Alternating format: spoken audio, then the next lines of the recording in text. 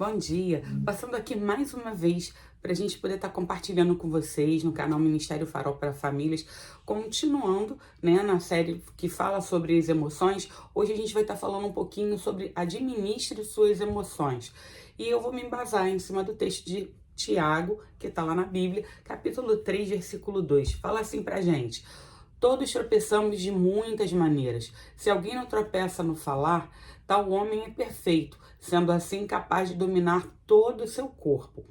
Bom, quando a gente fala em administrar emoções, a primeira coisa que vem na nossa cabeça é a expressão do domínio próprio.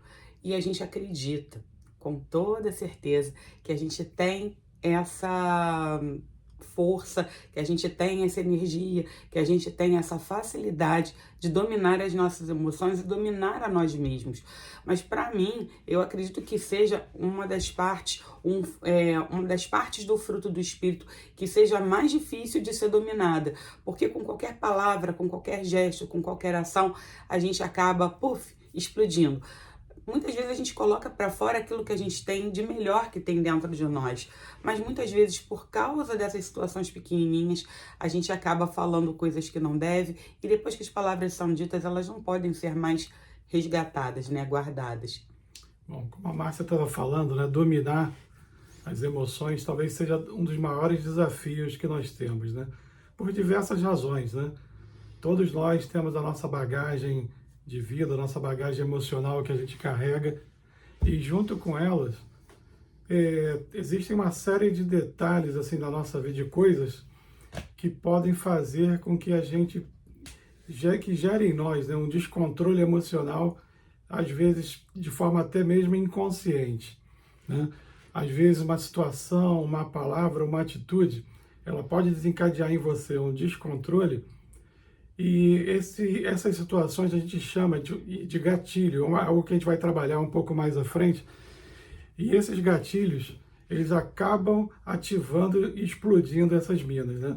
Eu não sei se você é igual a mim, por exemplo, mas às vezes eu ouço uma música que se passou lá na década de 80, por exemplo, e aquilo me gera uma tristeza. É automático, não é uma coisa que eu programei, mas acontece. Por quê? Porque na década de 80, em determinado momento, eu passei por alguns momentos muito tristes na minha vida, e aquela música me reporta, de repente, a uma situação. Da mesma forma, alguns conflitos que eu tive com a minha mãe, que eu já contei algumas vezes aqui no canal, né?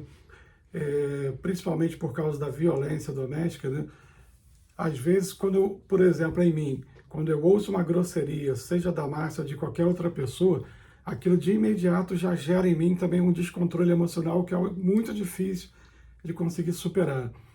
Mas como a Márcia falou, é algo que faz parte do fruto do Espírito e que tem que ser realmente trabalhado em nós, né? É uma responsabilidade, um desafio nosso, tá? Administrar nossas emoções. Eu não posso, por conta das lutas que eu passei, das coisas que eu vivi, eu não posso atribuir aos outros a responsabilidade sobre as minhas emoções. É algo que eu preciso aprender a administrar, e isso faz parte do casamento, isso faz parte da paternidade, isso faz parte dos nossos desafios pessoais que nós temos, né? Aprender a lidar com essas emoções, com essas minas que podem explodir, né? E a gente vai falar nesse vídeo de são três os caminhos que nós podemos escolher na questão da administração das nossas emoções. Hoje, nós vamos falar apenas de dois, para que esse vídeo não se torne muito longo. Bom, o primeiro desses caminhos, né, desse gatilho que a gente vai tentar ver se evita ele também, é daqueles que apelam para a nossa humanidade. E é como se fosse uma licença poética para a gente poder falar ou agir sem medir muitas consequências. E aí as famosas frases, né, que a gente tem no dia a dia, a gente tem uma frase para essa situação também: errar é humano. Eu até complemento: perdoar é divino. Você vai escutar isso o tempo todo, mas nós estamos num processo de santificação, num processo de andar com Cristo, num processo de você ser mais parecido com Ele, de fazer as coisas certas. Então, eu não vou viver só errando, mas esse problema, essa situação, esse caminho que a pessoa toma, esse primeiro, que é o enterrar, né, essas minas, ela vai causar muitas dores, vai causar muitos problemas. Então, enterrar essas minas, enterrar essas emoções, não vai fazer com que essas emoções elas desapareçam, que elas sumam. Eu não vou jogar somente isso para baixo do tapete e dizer que tá tudo bem, tá tudo bom. Vai poder estar sim, durante um certo tempo, durante um período, mas quando eu abafo essas emoções, quando eu começo a colocá-las muito internamente, você imagina uma situação de você estar com uma farpa dentro do seu dedo. E aí você acha que é só uma farpa, não é nada. Essa farpa ela pode vir a infeccionar, ela vai inflamar o local, ela vai gerar pus, ela vai dar problema, daqui a pouco tá latejando, daqui a pouco tá doendo. E aí você vai ter que ir ao médico para poder tirar. Mas às vezes você chegou numa situação tão profunda, tão infectada que está a situação, que você vai acabar perdendo aquele dedo. Então, quanto mais tempo aquilo ali fica no teu corpo, essas emoções, elas ficam guardadas, reprimidas, enterradas, vai fazer mal para o seu corpo. E as emoções, elas, obviamente, né, nós somos seres emotivos também, elas têm que aparecer. E alguns perigos potenciais de enterrar essas emoções é o que a gente chama dentro da área de saúde de somatização, de você somatizar, ou seja, você vai trazer aquilo que está dentro da tua cabeça no físico, no corpo. Então você vai começar a ver vários processos de tristeza ou depressão, alguns problemas de hipertensão, alguns problemas estomacais, dores de cabeça, manchas pelo corpo, uma passividade ou agressividade mediante uma situação que te é apresentada, vai gerar confusão, perda ou ganho de peso, pesadelos, insônia, fobias e alguns padrões viciosos. Gente, eu não estou falando com isso que todas as patologias elas são geradas por fundos emocionais, não é isso. Mas essas emoções não tratadas, elas tendem a ser somatizadas e são transformadas em doenças. Bom, só para complementar um pouco do que a Márcia está falando aqui sobre a questão de enterrar as emoções, né? Normalmente quem tem esse tipo que escolhe esse caminho, né? De tentar esconder as suas emoções, ela normalmente vai gerar muita dor para si mesma. Ela tenta poupar os outros, mas normalmente gera muita dor para si mesmo. Só que a nossa experiência aqui como casal e como família, né? Tem nos mostrado, assim, tem nos ensinado que o perigo que é, muitas das vezes, você enterrar essas emoções. Por quê? Quando você tenta esconder do outro, assim, uma dor que você está sentindo, uma tristeza que você está sentindo, para tentar poupá-lo, talvez, ela não precisa passar pelo que eu estou passando, ela não precisa saber do que eu estou vivendo. Você acaba, muitas das vezes, não conseguindo conter dentro de você aquela dor, aquela tristeza, e você de alguma forma acaba repassando isso para quem está perto de você. E acaba, de certa forma, machucando, mas acaba sendo pior, porque como o outro não sabe o que você está vivendo, ele acaba não entendendo e não tendo como te ajudar. Esse é um ponto. E o outro ponto, só para poder voltar para a Márcia aqui, quando ela falou, por exemplo, das manifestações, às vezes, que o nosso corpo tem por conta de emoções reprimidas, né? Eu sempre me lembro da minha mãe. A minha mãe, às vezes, ela me mostrava, assim, ela me usava muito como conselheiro dela, e muitas vezes ela me mostrava algumas manchas que apareciam no corpo dela por conta de problemas que ela tinha dentro do casamento dela com meu pai. Então, para mim, isso faz todo sentido o que a Márcia explicou. Né? É porque muitas vezes, eu sempre falo isso com o Alexandre, quando a gente está comentando ou palestrando, que às vezes as pessoas elas ficam com certas dúvidas, né? Ou imaginam algumas coisas, né? Porque as pessoas sempre... a mente da pessoa, do ser humano, ela é muito fértil.